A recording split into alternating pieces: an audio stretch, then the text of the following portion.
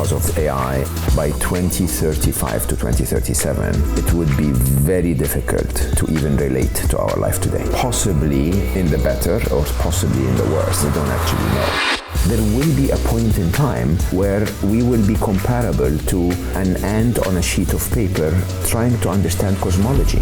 It's impossible for us to even understand that because we've never really been around intelligent beings more so than us. It's, again, back to this concept of a singularity, which means we don't have any reference point for what happens on the other side of that. There will be a moment in our very near future, I would say, where we will develop an artificial general intelligence that's capable of doing all human functions. When that moment happens, the rules of the game change. Humans will use that abundant intelligence in ways that are not pro-humanity. Humans will take that in a direction that is pro the systems that humanity instilled in place, which are mostly about shifting power and wealth. I think humanity should stop and ask, do we need this? Because we literally are handing over our only distinct advantage as a species within years. You're not worried about the computers, you're worried about the humans, because they're going to make poor, irrational, emotional decisions. The only way to get this right is to instill doubt in the minds of the machines that humanity is not bad, is to get them to reconsider it for themselves. We're a wonderful species at heart, even though we're lost, we are stressed, but inside, a human is capable of love that's divine. That is what I need the machines to see.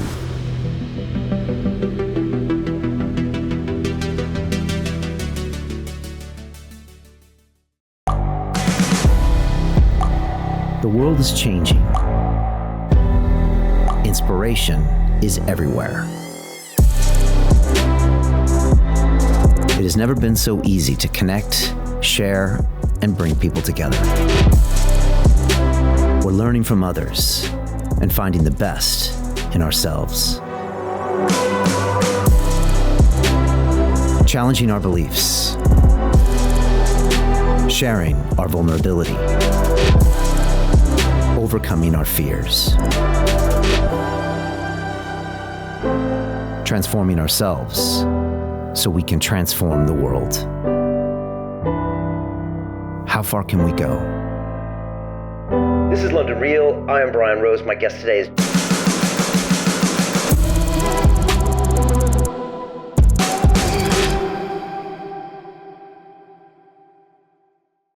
This is London Real. I am Brian Rose. My guest today is Gawdat, the entrepreneur, author, and former chief business officer at Google X.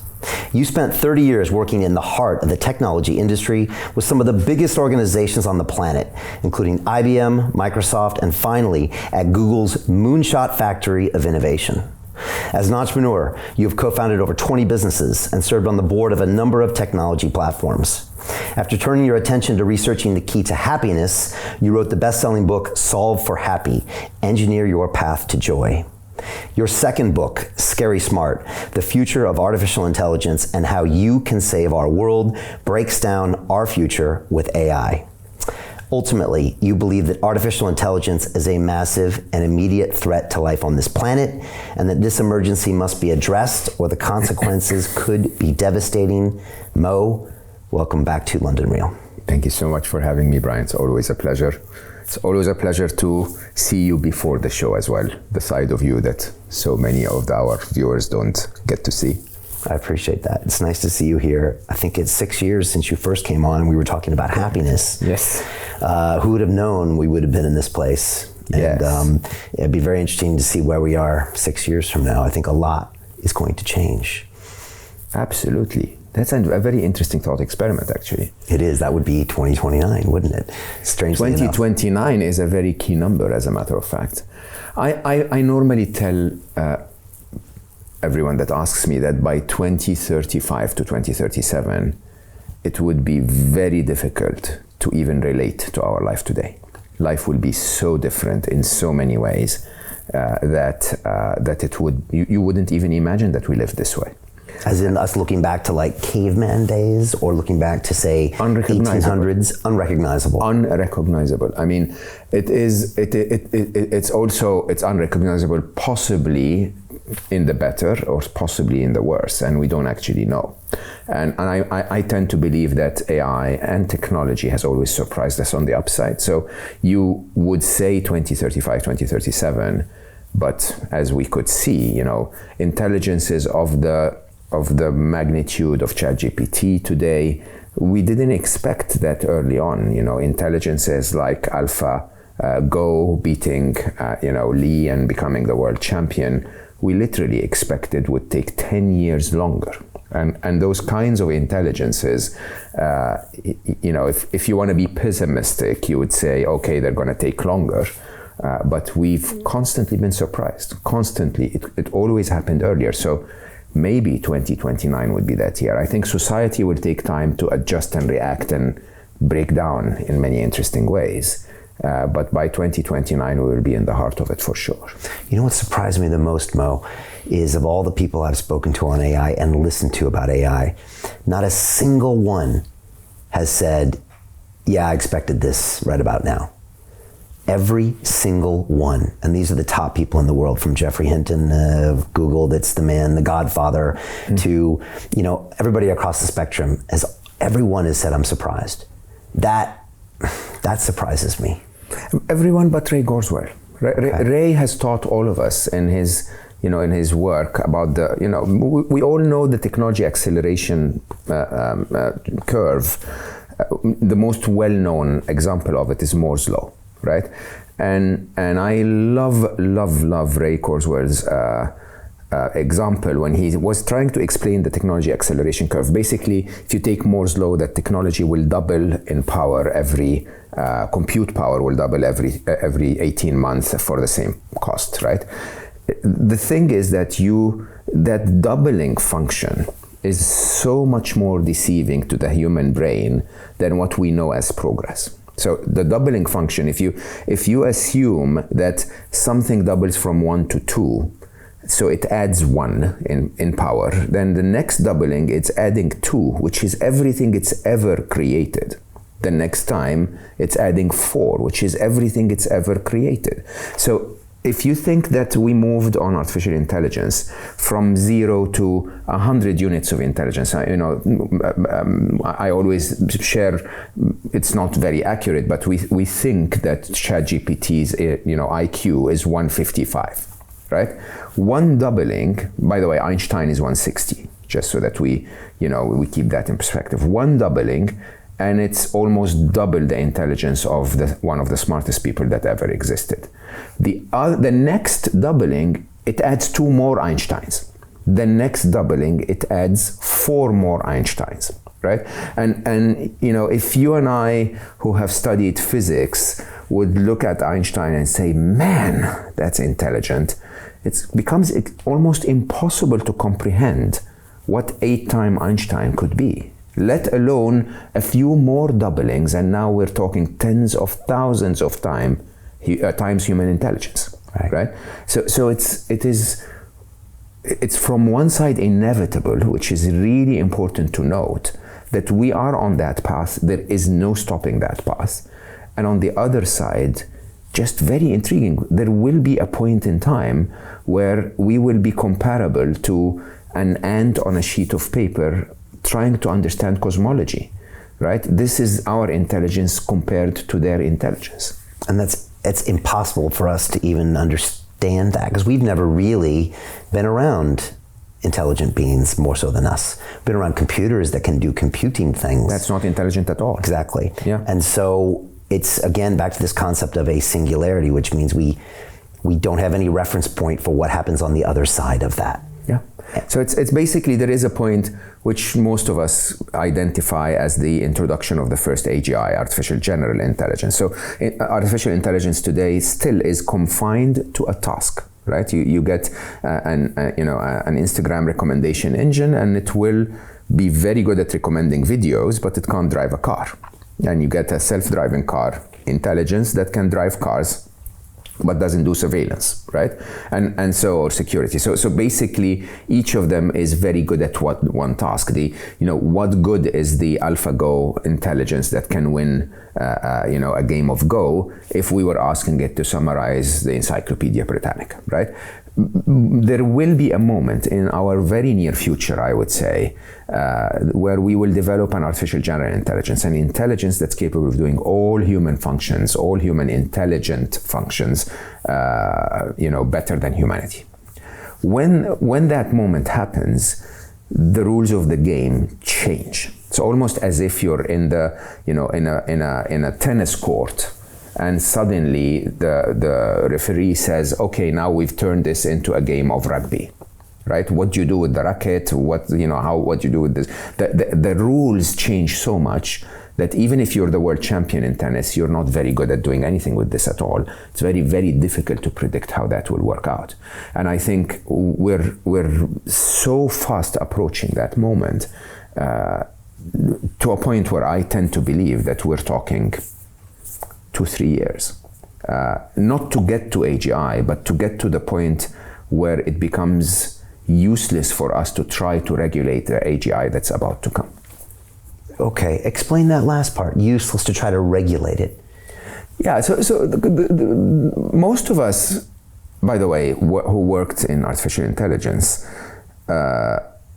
we celebrated the capabilities and the possibilities that AI can bring to us.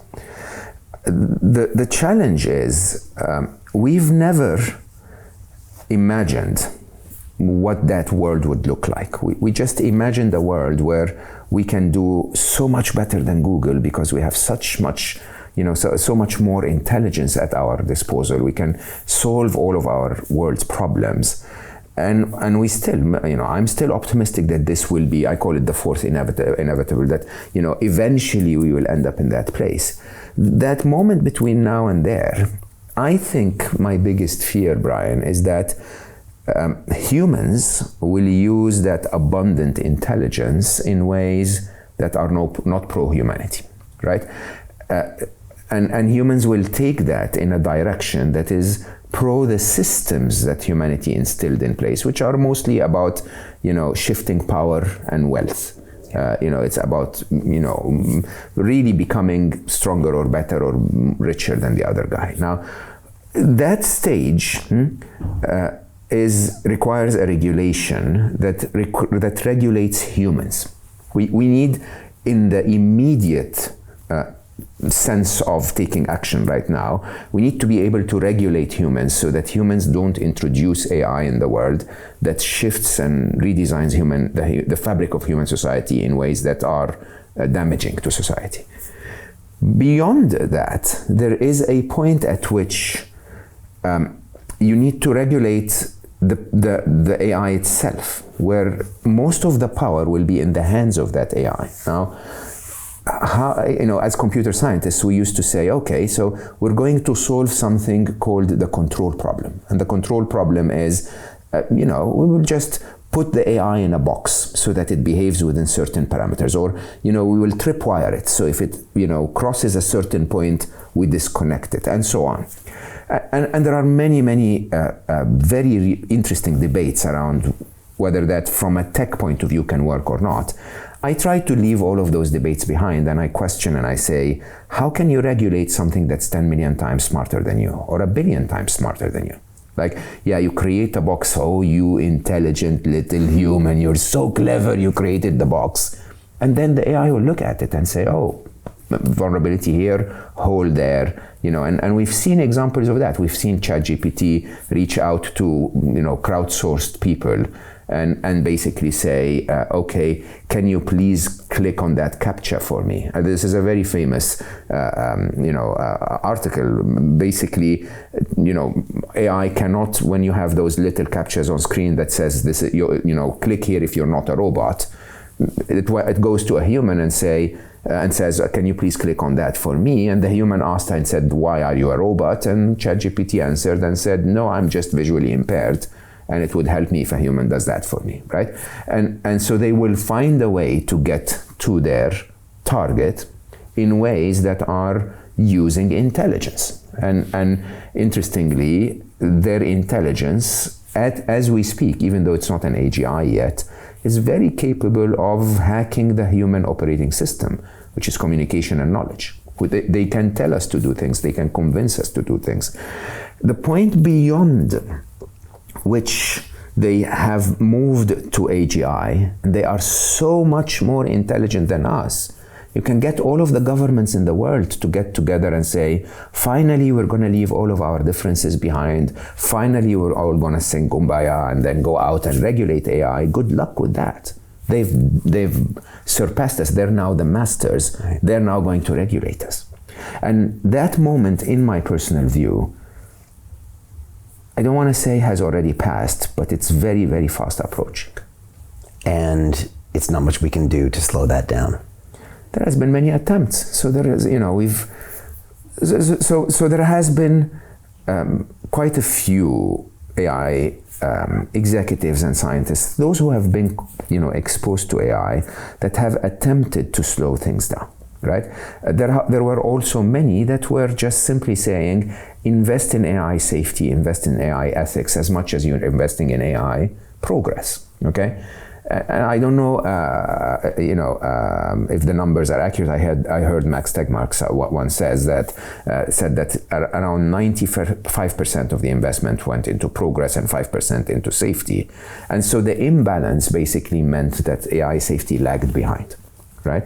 And we're progressing so fast, and we're being surprised constantly by the progress that we make, that you get to a point where you suddenly realize that this is getting out of control.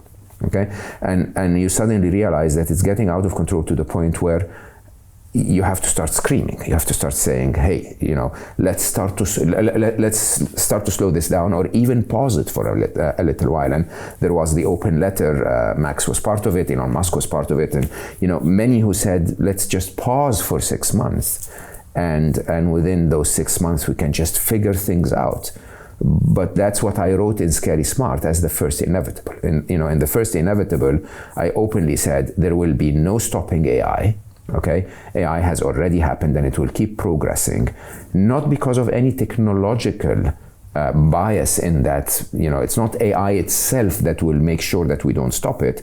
It's the human system that we've built in place, where it's a prisoner's dilemma. If China develops AI, America needs to develop AI. If Alphabet develops AI, Google's company, then Meta, Facebook needs to develop AI, and that kind of competitive landscape is not an AI issue. It's an issue on defense. It's an issue on every kind of hunger for resource or power or wealth.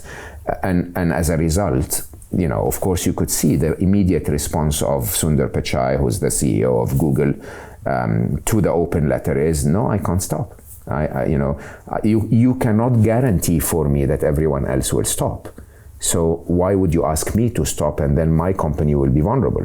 And you can't blame him. Sundar is an amazing human, okay? You can't blame him. Sundar is basically saying, I am tasked in front of my shareholders with protecting my company's interest.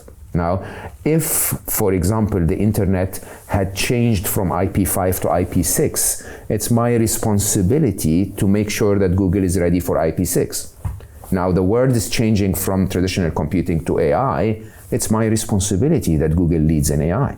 And if nobody can guarantee for me that everyone else will stop, I cannot stop. That prisoner's dilemma is the first inevitable. And the first inevitable will tell you that AI will continue to progress, and it will continue to progress at a pace that is faster and faster and faster by the minute. If you imagine the explosion of AI investments that happened between the time ChatGPT showed, in front of people finally, and today, we're talking trillions and trillions of dollars. So the trend is not only continuing, it's accelerating.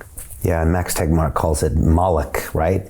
This I love that analogy, yeah. Yeah, it's this concept, that's, I guess, been around for quite some time, that prisoner's dilemma that we race to the bottom. And again, with Google, you saw it a bit, whereas the Google Bard initial demonstration, was a PR kind of a nightmare. The stock price faltered, but when they came back, it was a better version, and it was now connected to the live internet. Mm-hmm. And it was almost like they took one more step closer to the bottom Exactly. to stay competitive. Exactly. Maybe that's a simplistic way of looking at that, but that was the way I try to explain it to my students, is that now they said, okay, we're going to see you and raise you because we have $1 trillion of market cap or $2 trillion that we have to protect.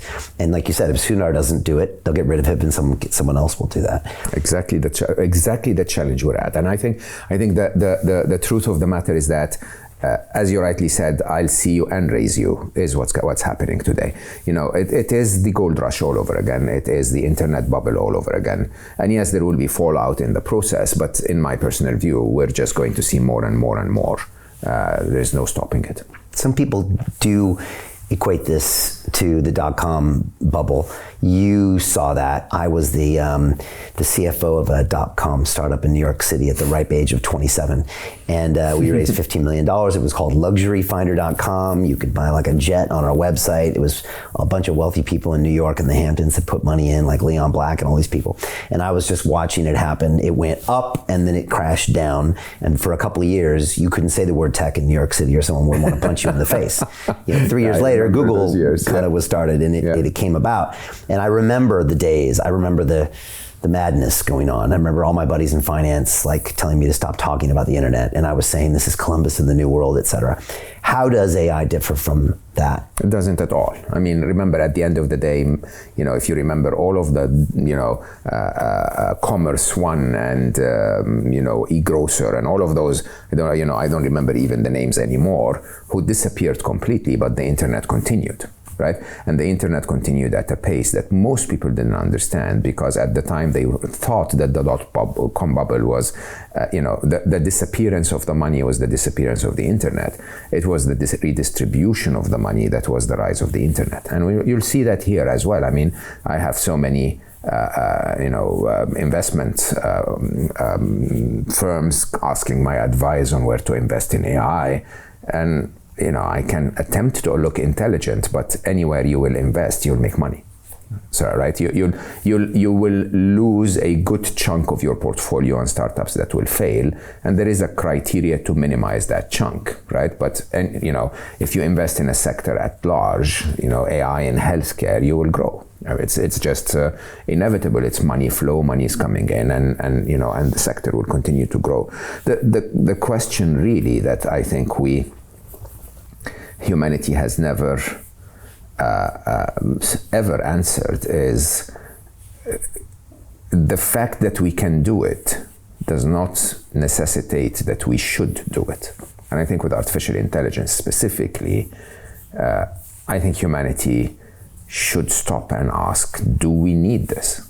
Because we literally are handing over our only distinct advantage as a flimsy biological being, as a species, we're handing that over within years. I'm not saying tens of years, and I know there are very varying views on this, and so I'm putting my neck on the line and saying within years, probably before 2029, we'll see an AGI that surpasses human intelligence. All right, so let's look at the timeline according to Mo Gawdat, just roughly here. You said by 2035, 37, we will be in a world that is just completely unrecognizable to what we are now. Or they would look back at us and they wouldn't even recognize who we are, how we live. They will look back at us with a lot of envy or a lot of surprise. Right.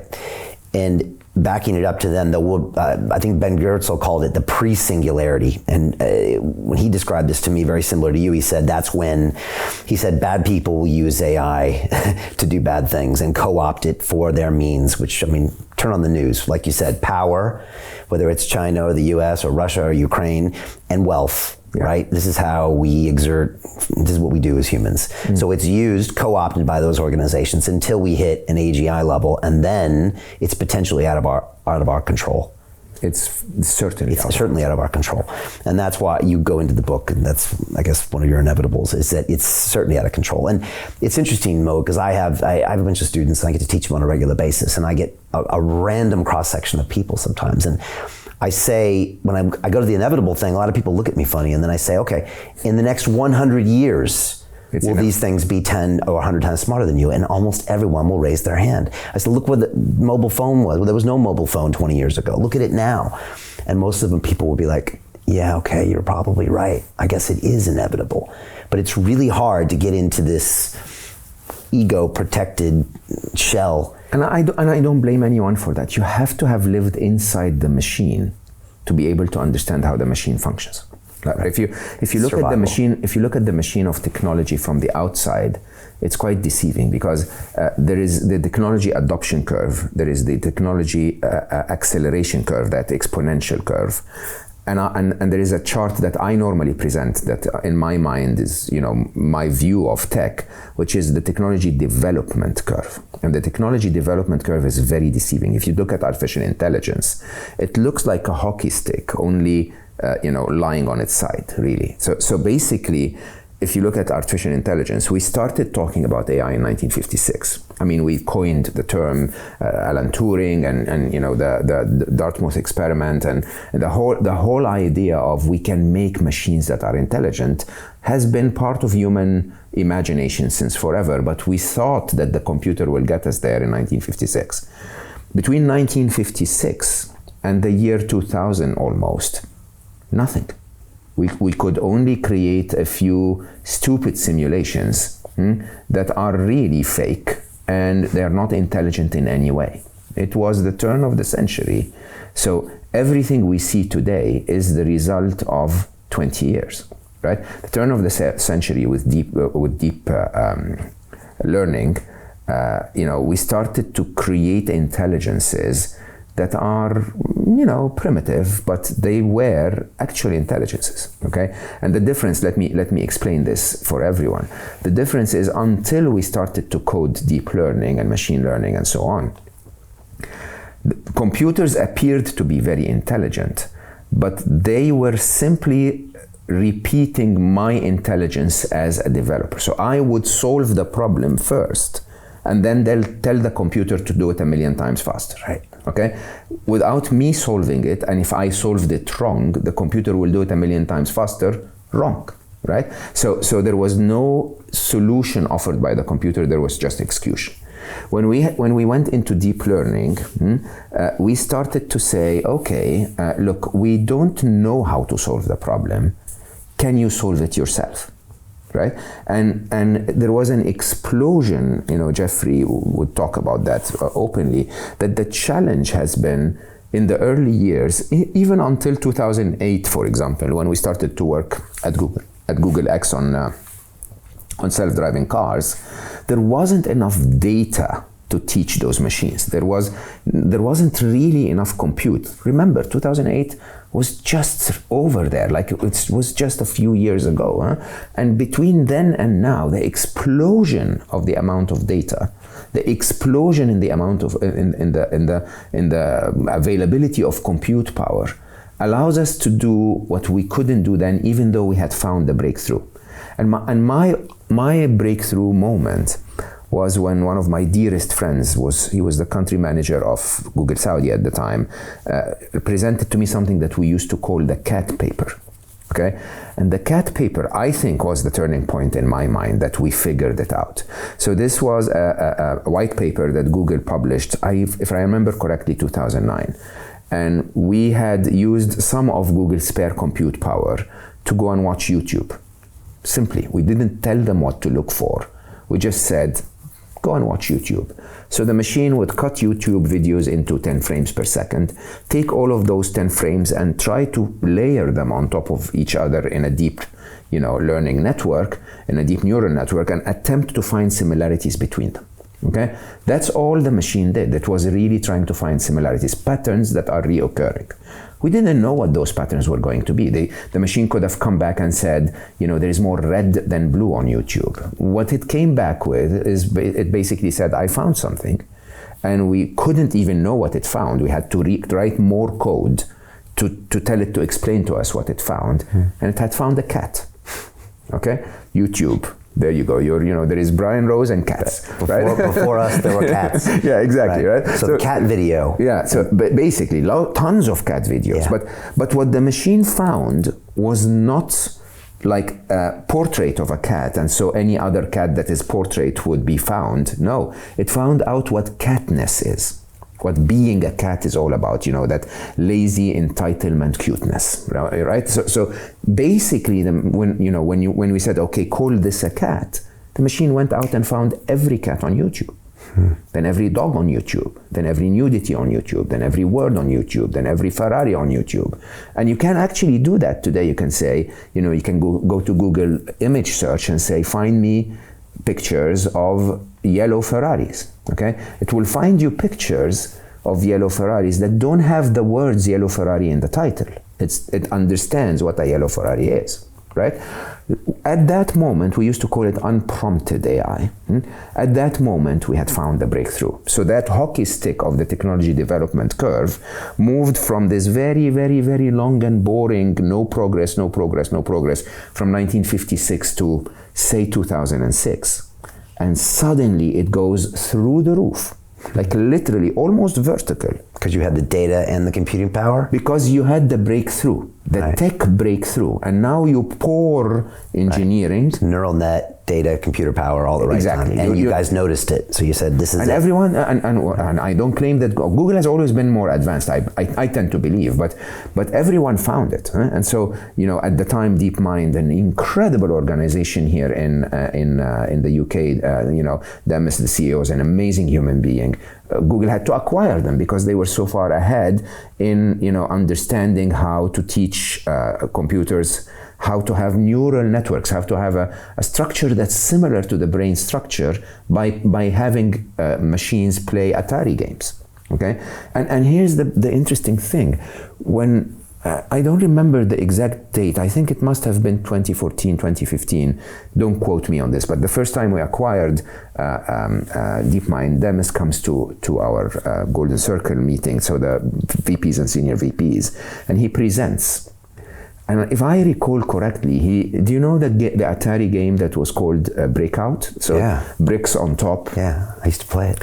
And he said, if I remember correctly, he said, so we trained the machine for a few days, or you know, 3 to 4 days, 3 to 4 hours to play. But remember, these are highly parallel machines, so there are, you know, many of them playing at the same time and teaching each other. And it started to hit the ball. You know, it played like a child. A few more hours, and it started to never miss the ball. A few more hours, and it started to develop strategy. So it would poke a hole in the corner of the wall and then send the ball up there. And the thing is, we never told it what to do. We just told it, here's the controller, maximize that score. Right. That's it, right? And it plays and plays and plays and plays. Now with the ability to, now that you found the breakthrough, and the breakthrough says, create patterns, layers of observations of patterns, and just from those patterns develop intelligence. Very similar to how a child learns. Right. Okay. Once we found that, it was just a matter of time. And understand, when you're inside the factory, I knew it was, you know, of course you sort of like downtone your enthusiasm. So we said maybe 20, 30 years and we'll have very intelligent machines. And just breakthrough after breakthrough after breakthrough. And here we are having wonderful conversations with ChatGPT and, you know, with Bard, and we're just completely controlled by machines that are recommending videos for us and content for us. We've passed the Turing test, so it's actually extremely difficult to know the difference between a machine and a human on the internet anymore. And there we are. And as that chart is literally almost vertical, we still don't talk about it. We talk about Russia and Ukraine. We talk about economic challenges. We talk about, you know, all important problems. But this is the one.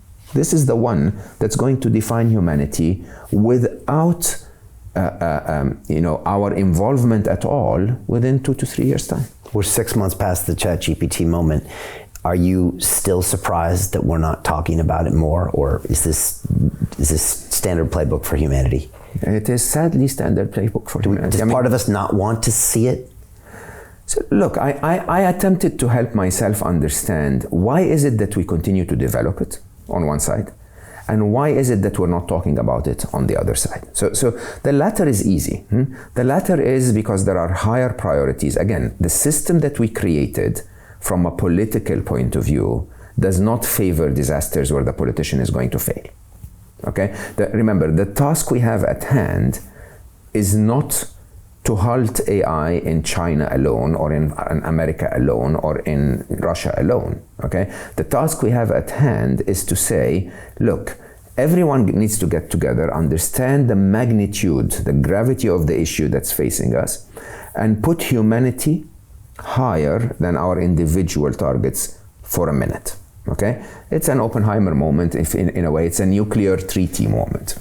There is a question of, if we knew that nuclear power was going to lead to that kind of Cold War, and the threat of a nuclear war, even now in 2022, 2023, would we have benefited from not doing it in the first place?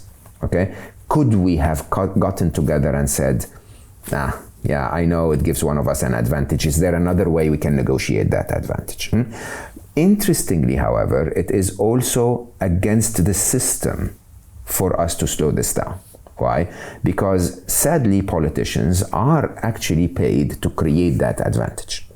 Sadly, business people are actually paid to create that competitive advantage. So it's not in the natural system of humanity that we've built today to prioritize all of us over my own personal gain. Okay? So this is why we're not going to stop. It's very clear. We're not talking about it, because if we bring it up, then the political system needs to respond. Okay. Now, I have to admit, Prime Minister of the UK brought it up, New Zealand is talking about it, and so on. And it will become more and more prevalent. Sadly, however, we need a COVID moment for everyone to react. And sadly, however, I fear that we will react like we reacted to COVID. So understand this. Everyone who understood, viral pandemics told everyone in government that we were going to hit a pandemic. Okay, it was inevitable. We had warnings in SARS and in swine flu and so many of them, and yet until the threat was here, literally right in front of your eyes, governments were like, no, we have other priorities. This is not on the agenda. Think about climate change. I mean, how much more obvious does it have to be? Until the threat is here and something massive happens, governments are not going to react. They have other priorities. The problem is when they react, how will they react? Okay? And I think COVID is a fantastic example of what to expect, because had we stopped at patient 0, oh, hold on, there is a patient 0, let's stop the spread of this, we wouldn't have ever heard of COVID. Right. Had we stopped at patient 100, it would have been contained reasonably. But when we got to patient several thousand, what did governments do? They started to point fingers. Oh, no, it came from China, it came from this. What difference does it make? Humanity at large is facing a threat that requires for us to get together for a minute, solve it, literally by halting travel for, 3 weeks, okay? And managing the pockets where it continues to appear, and then let's do our political fights later. We didn't do that, okay?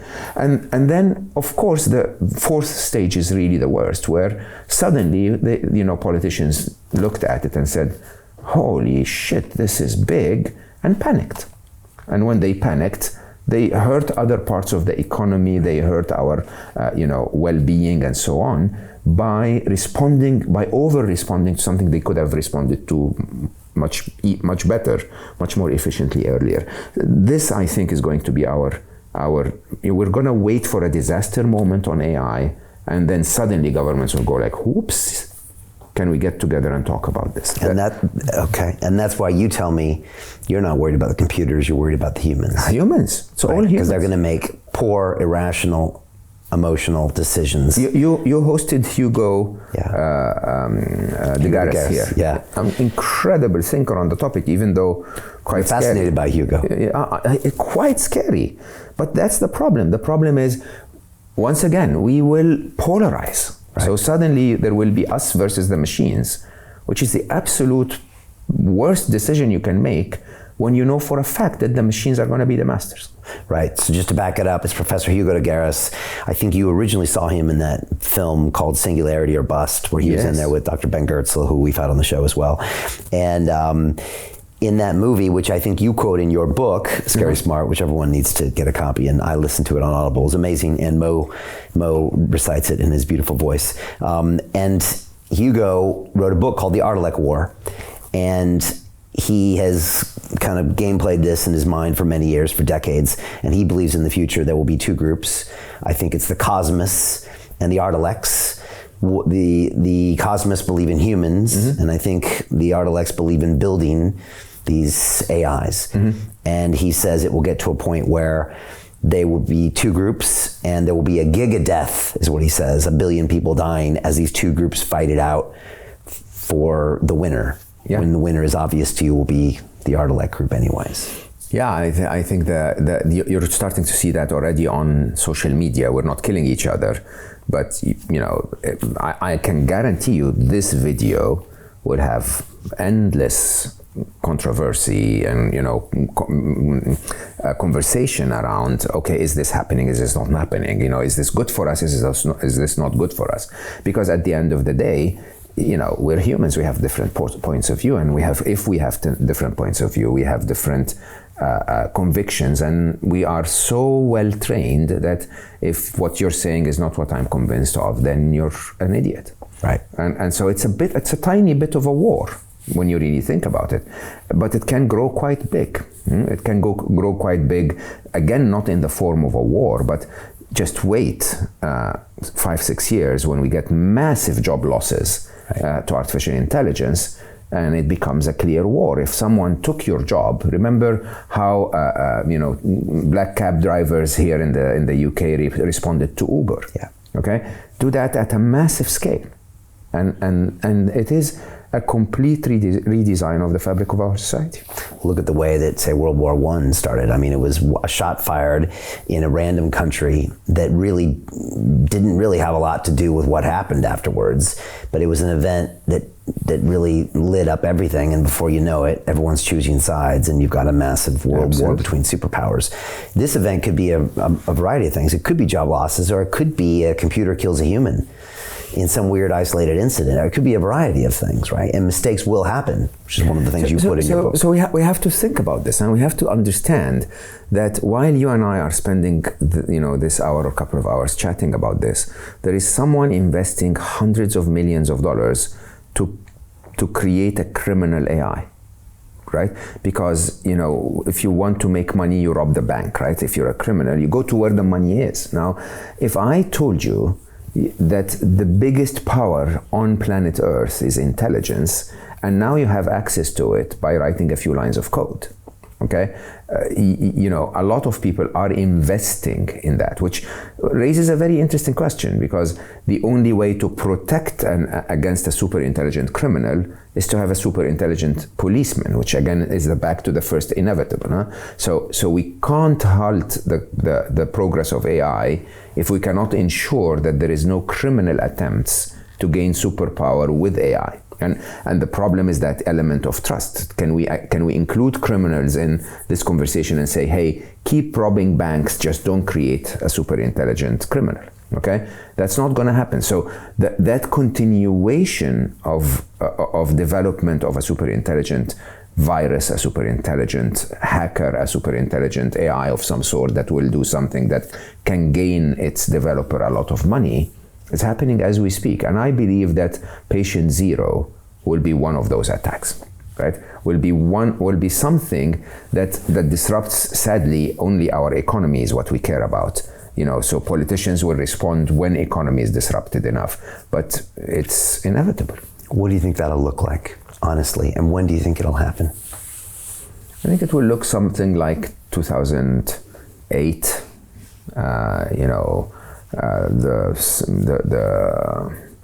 the economic crisis, the subprime mortgage crisis, the surprise, the panic, the fallout. Right. Stock market's off 25, 30%, recession, massive job losses. Yeah. And then what will have caused that? Will we even know it's AI related? There will be a lot of debate that basically, tries to speculate. Then, exactly like with COVID, there will be a lot of sort of hiding. So COVID's the blueprint right in front of our eyes. In front of our eyes. I mean, there will be, attempts to blur the data or sway the data a little bit. Because politicians want to say, hey, I'm still the hero, this was a mistake, whatever. And, my biggest fear, honestly, is that. To continue watching the rest of the episode for free, visit our website, londonreal.tv, or click the link in the description below.